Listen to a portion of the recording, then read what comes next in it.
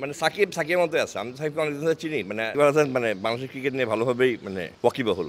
যদি believe in destiny, তার যদি কপালে থাকে সে আসবে, কপালে না থাকলে সে আসবে না। ভাইয়া সাকিব আল হাসানের মতো ক্যারেক্টার যখন বলে যে হচ্ছে যে যে আসলে ডোন্ট কেয়ার একটা ভাব নিয়ে থাকে সব সময়, সে যখন বলে যে আমি লোক চিনেছি, মানুষ চিনেছি, তখন কেমন লাগে আসলে?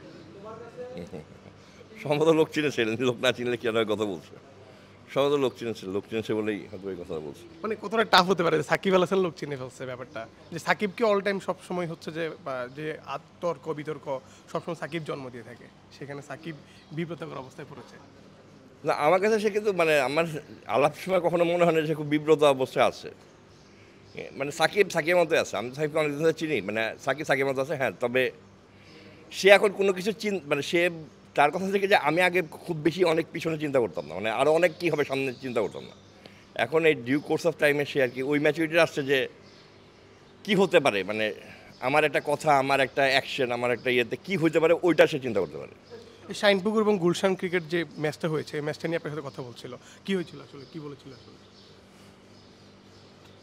ওটা করতে দিয়েছিল যে হ্যাঁ, ওইটাই আর কি, মানে আমরা জাস্ট আপনার কাছে জানতে চাচ্ছিলাম যে ও নিজে বিব্রত অবাক হয়েছে যে এরকম একটা ননসেন্স বা এটা না, তার বিশ্বাস যে এইভাবে আসলে কোনো ইয়ে হয় না, তদন্ত হয় না।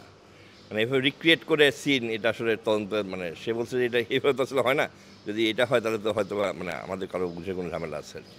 আপনার কাছে কি মনে হয়? এটা তো একটা জিনিস প্রমাণ হয়েছে সাকিব আল হাসান বাংলাদেশের ক্রিকেট নিয়ে ভালোভাবেই ওয়াকিবহুল। ওয়াকিবহুলই শব্দটা। হ্যাঁ, হ্যাঁ।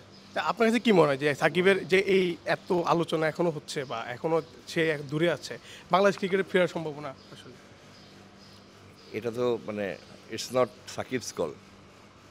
হ্যাঁ, ওটা যে সাকিব যদি চায় বা সাকিব যদি আসে, ঘরোয়া ক্রিকেটগুলোতে কি আসলে ফিরতে পারবে কিনা? বড় বড় ক্রিকেটাররা একটা কথা বলেন মাঝে মাঝে, আমি নিজেও বিশ্বাস করি যে বিলিভ ইন ডেস্টিনি, তার যদি কপালে থাকে সে আসবে, কপালে না থাকলে সে আসবে না। ইচ্ছার কথা বলছে, কপালে কি লিখে আছে এটা সাকিব জানে না।